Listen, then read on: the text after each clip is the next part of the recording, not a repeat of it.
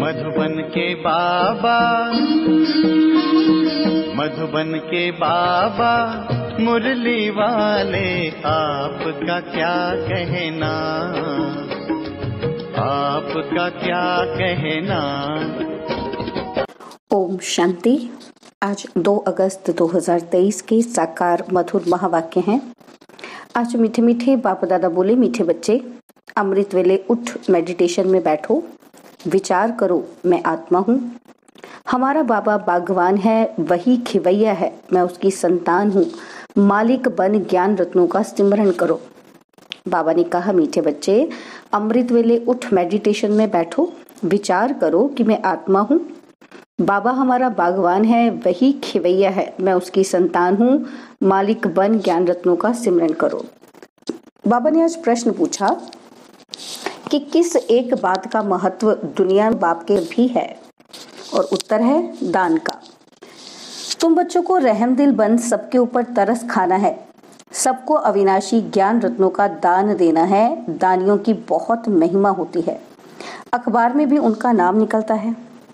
तो तुम्हें भी सबको दान करना है, अर्थात मेडिटेशन सिखलाना है। मुरली का गीत है, मुझको सहारा देने वाले तेरा शुक्रिया।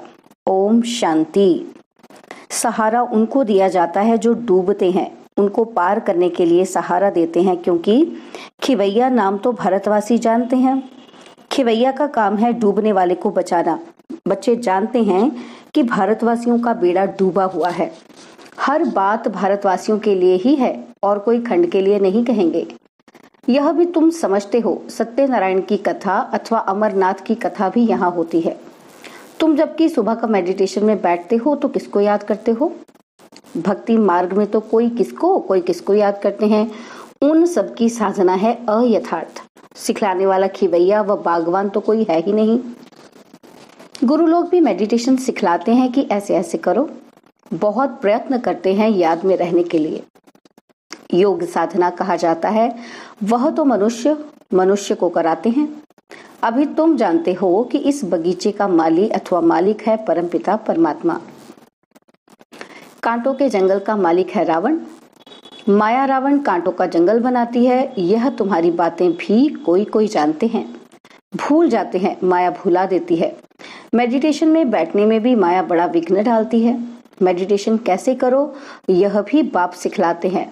तुम तो कर्म योगी हो, दिन में तो कर्म करना ही है, उसके लिए कोई बंधन नहीं है। दिन में कभी भी मेडिटेशन नहीं होती है। दिन में तो खाना पीना, खेलना कूदना, धंधा धौरी करना होता है। उसमें याद थोड़ी रह सकती है। कहते तो बहुत है कि हम सारा दिन याद में रहते हैं, परंतु है तो बड़ा मुश्किल। बाबा अनुभव बतलाते हैं, अमृत वेले का समय सतोगुणी होता है, उस समय याद करना सहज है। अमृत वेले का टाइम सबसे अच्छा है। दिन में तो लफड़े रहते हैं। हाँ, कर्म करते समय याद स्थायी रह सकती है तो बहुत अच्छा, परंतु बाबा अपना अनुभव बतलाते हैं कि मैं कोशिश करता हूँ बाबा की याद में रह तुमसे बात करूं। अंदर ये नशा रहता है कि मैं स्वयं बाप प्रजापिता ब्रह्मा बच्चों से बात करता हूँ, मैं स्वयं मनुष्य सृष्टि का बाप हूँ। ऐसा समझने से नशा चढ़ता है। बाकी मैं आत्मा हूँ, परमपिता परमात्मा बाप को याद कर बात करूं, वह याद बड़ा मुश्किल रहती है। बाबा अपना अनुभव बतलाते हैं ना, तो बाप सिखलाते भी हैं। यह तो जानते हैं कि हम बागवान हैं। बागवान तो जरूर बगीचा ही बनाएंगे, कांटों को थोड़े बनाएंगे। माली कांटों का बीज थोड़े ही लगाएंगे। माली हमेशा बागवान होते हैं, फूल लगाते हैं। तो बाबा भी फूल लगाते हैं। फॉरेस्ट बनाने वाली है माया। उनकी मत पर चलने से मनुष्य कांटे बन जाते हैं। यह तो ज्ञान मिला है। बाबा बागवान है, खिवैया है, रहम दिल भी है, बीज रूप भी है। रात को जब बैठते हैं तो ख्याल चलता है कि ये कितना बड़ा बगीचा है, पहले कितना छोटा था। तो योग के साथ साथ ज्ञान भी चाहिए। मनुष्य के पास ज्ञान तो कुछ भी नहीं है। अनेक प्रकार के योग लगाते हैं, किसी न किसी की याद में बैठते होंगे। ज्ञान की बात ही नहीं। काली माँ की याद में बैठेंगे तो सिर्फ काली की शक्ल ही सामने आएगी। जगदम्बा को याद करते रहेंगे, वह है भक्ति मार्ग। ना बाप की याद ना वर्षे की याद रहती है। भक्ति बहुत तरीके से करते हैं। माला फेरते हैं, कोई तो गुप्त फेरते हैं। हमारी भी है गुप्त माला। तो यह रस्म रिवाज भक्ति मार्ग में कितनी चलाते हैं। बाबा को छोटेपन का अनुभव है। जैसे बाप फेरते थे, हम भी उनको देख एक कोठरी में बैठ माला फेरते थे, राम राम कहते थे, बस ज्ञान कुछ भी नहीं। अभी तुम बच्चों में तो ज्ञान है। अमृत वेले इस मेडिटेशन में बैठने की आदत पड़ जाए तो बड़ा मजा आएगा। बाबा अपना अनुभव बतलाते हैं, ज्ञान में भी रमण करते रहते हैं। कितना बड़ा बगीचा है, पहले छोटा था, बीज भी याद आया, बगीचा भी याद आया। कैसे बगीचा बनता है, बाबा में भी यह ज्ञान है और हमारे में भी यह ज्ञान है। सारा झाड़ बुद्धि में आ जाता है, अंदर चलता रहता है, इसको मेडिटेशन कहा जाता है। बाप की भी खुशी, ज्ञान की भी खुशी रहती है, दोनों चीजें याद आती हैं। वह तत्व ज्ञानी ऐसे मेडिटेशन में नहीं बैठते हैं, उनको तो जरूर तत्व ही याद आएगा, बस तत्व में लीन हो जाना है। रचयिता और रचना का तो उन्हों को पता ही नहीं है, तो उन्हों की और तुम बच्चों की बात और है। बाबा बीज रूप है, हमको ये नॉलेज है। रात को बैठने से अच्छे अच्छे ख्यालात आएंगे, समझ सकते हैं भक्ति मार्ग में क्या क्या करते थे, कितने हठ योग आदि सिखलाते हैं। अभी तो समझ मिली है, बाप को याद करने से उनकी सारी रचना याद आ जाती है।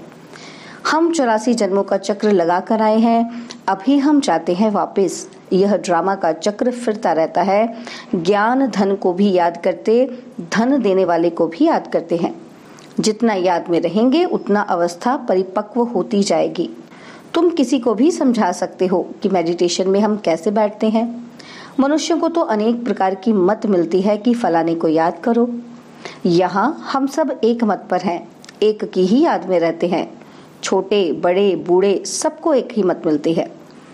मेडिटेशन में तो बैठना होता है ना, तो हम आत्मा सो परमात्मा तो हो नहीं सकते। आत्मा कहती है कि हमने 84 जन्म पूरे किए, अब वापस जाना है। परमात्मा ऐसे कहेंगे क्या? वह तो पुनर्जन्म में आते ही नहीं है। तुम्हारे पास जब कोई आए तो उसे हॉल में ले आओ। कोई अच्छे अच्छे आदमी आते हैं, देखो समझने की चाहना है तो यहाँ ले आओ, उन्हें समझाओ कि हम कैसे मेडिटेशन करते हैं। रात में भी मेडिटेशन करते हैं, दिन में भी करते हैं। हम याद करते हैं एक बाप को। बाप का फरमान है कि मुझे याद करो और रचना के चक्र को याद करो। 84 जन्म भी गाए जाते हैं। जरूर पहले पहले देवी देवताएं थे, उन्हों के ही 84 जन्म भी गाए जाते हैं। यह चक्र का राज अच्छी रीति समझाना पड़े। हमको बाप और उनकी रचना का यह चक्र याद रहता है। बाप की याद और रचना के आदि मध्य अंत का ज्ञान बुद्धि में ही है। हम सबकी एक ही मत है, हम है श्रीमत पर।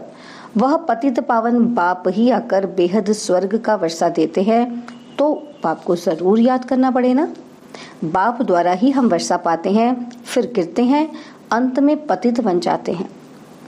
बाप रचयिता तो रचना की ही नॉलेज देंगे।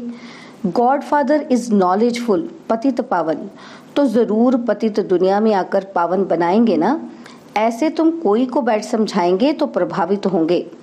बोलो सिर्फ अच्छा अच्छा कहकर नहीं जाओ, यह तो प्रैक्टिकल में लाना है। जन्म जन्मांतर का सिर पर बोझा बहुत है, इसमें टाइम लगता है। तुमको समझाना है कि बाबा आया हुआ है, मौत सामने है। गफलत करेंगे तो वर्षा पा नहीं सकेंगे। शुभ कार्य में देरी नहीं करना चाहिए। अब सीख कर जाओ। इस मेडिटेशन में बैठने से तुमको नशा अच्छा चढ़ेगा। अभी बाप को याद करो, तुम्हारा बाप तो है ना। भक्ति मार्ग में जन्म जन्मांतर याद करते आए हो। लौकिक बाप तो हर जन्म में बदलता है, फिर भी तुम निराकार बाप को जरूर याद करते हो, क्योंकि वह है अविनाशी बाप। विनाशी बाप से विनाशी वर्षा मिलता है, अविनाशी बाप से अविनाशी वर्षा मिलता है। हम एक की श्री श्री की श्रीमत से श्रेष्ठ बनते हैं। आदि सनातन तो देवी देवता धर्म ही है, उनसे फिर और बिरादरी निकलती हैं। सन्यासियों का है रजो प्रधान सन्यास और यह है सतो प्रधान सन्यास। यह है ही राजयोग। भारत का मुख्य शास्त्र है गीता। तो मेडिटेशन के लिए ये समझाना है कि बाप हमको ऐसे मेडिटेशन सिखलाते हैं। भगवान कभी मनुष्य को नहीं कह सकते, भगवान तो सबका एक होना चाहिए ना। वही पतित पावन है, वही हेवनली गॉड फादर है और आते भी भारत में है। उनका भक्ति मार्ग में कितना बड़ा मंदिर बना हुआ है, उस श्री श्री की मत से ही हम श्रेष्ठ बनते हैं। इन बातों को बैठ समझो। बाप और रचना के आदि मध्य अंत को जानो। यह और कोई नहीं जानते, सत्यों की आयु ही इतनी बतलाते हैं। पहले झाड़ नया होता है तो उसको स्वर्ग कहेंगे, फिर वह जड़ जड़ी भूत हो जाता है। अभी यह सारी दुनिया नर्क है। घर घर तो क्या, सारी दुनिया ही नर्क है। यह है ही कांटों का जंगल, एक दो को कांटा ही लगाते रहते हैं। बाप आकर फिर गार्डन ऑफ अल्लाह बनाते हैं। बाप आकर बहिष्ठ स्थापन करते हैं। तुम जानते हो कि फूलों का बगीचा किसको और कांटों का जंगल किसको कहा जाता है? तुम दैवी फूल बन रहे हो तो चिंतन चलता रहना चाहिए। बाबा में भी यह नॉलेज है, बच्चों में भी यह नॉलेज है। ऐसे ऐसे ख्यालात चलाने से रात को बड़ा मजा आएगा। ऐसे ऐसे समझाएं, बेचारे कुछ भी नहीं जानते हैं, इसलिए अपने को तरस पड़ता है।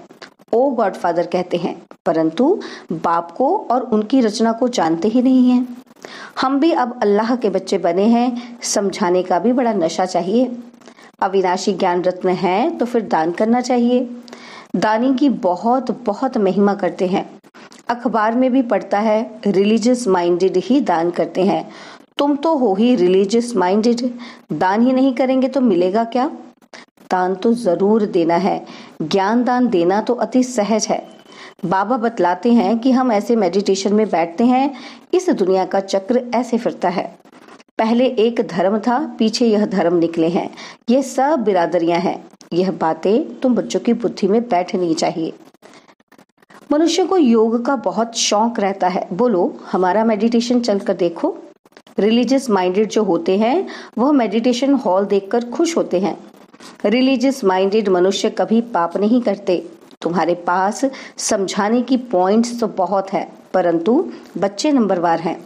कोई की बुद्धि का ताला ही नहीं खुलता। बाप को याद ही नहीं करते तो ताला खुलेगा कैसे? है बहुत सहज बात। समझाना है कि हम याद में कैसे बैठते हैं। मनुष्य को तो पता ही नहीं कि हम किसको याद करते हैं। हमको सिखलाने वाला स्वयं निराकार परम पिता परमात्मा है, जो सबका बाप है। वह पतित पावन गॉड फादर हमको राजयोग सिखलाते हैं। अब तुम सीखो ना सीखो, हम सब तो एक ही मत है।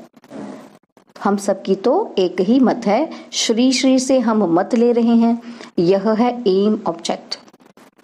जैसे बाप नॉलेजफुल, वैसे बच्चे। मनुष्य से देवता एक ही बाप बनाते हैं। ऐसे ऐसे विचार करने से रात को भी बहुत मजा आएगा। अच्छा, मीठे मीठे सिक्की लदे बच्चों प्रति माता पिता बाप दादा का याद प्यार और गुड मॉर्निंग। रूहानी बाप की रूहानी बच्चों को नमस्ते। हम रूहानी बच्चों की रूहानी बाप दादा जी को दिलवा जान सिकवा प्रेम से नमस्ते। ओम शांति। प्यारे बाबा, मीठे बाबा, मेरे बाबा, शुक्रिया बाबा, शुक्रिया बाबा, शुक्रिया। धारणा के लिए मुख्य सार है। पहला पॉइंट है, अमृत वेले उठ याद में बैठ ज्ञान का रमण करना है। ज्ञान धन को भी याद करना है तो ज्ञानदाता को भी याद करना है। और सेकंड पॉइंट है, ईश्वरीय नशे में रहकर सेवा करनी है। सबको मेडिटेशन करने की सहज विधि समझानी है। एकमत होकर रहना है। बाबा ने वरदान दिया, रूहानी प्रसन्नता के वाइब्रेशन द्वारा सर्व को शांति और शक्ति की अनुभूति कराने वाले सर्व प्राप्ति स्वरूप भव। रूहानी प्रसन्नता के वाइब्रेशन द्वारा सर्व को शांति और शक्ति की अनुभूति कराने वाले सर्व प्राप्ति स्वरूप भव। जो परमात्मा प्राप्तियों से संपन्न सर्व प्राप्ति स्वरूप बच्चे हैं, उनके चेहरे द्वारा रूहानी प्रसन्नता के वाइब्रेशन अन्य आत्माओं तक पहुंचते हैं और वे भी शांति और शक्ति की अनुभूति करते हैं। जैसे फलदायक वृक्ष अपने शीतलता की छाया में मानव को शीतलता का अनुभव कराता है और मानव प्रसन्न हो जाता है, ऐसे आपकी प्रसन्नता के वाइब्रेशन अपने प्राप्तियों की छाया द्वारा तन मन की शांति और शक्ति की अनुभूति कराते हैं। स्लोगन, जो स्मृति स्वरूप रहते हैं उन्हें कोई भी परिस्थिति खेल अनुभव होती है। जो स्मृति स्वरूप रहते हैं उन्हें कोई भी परिस्थिति खेल अनुभव होती है। ओम शांति।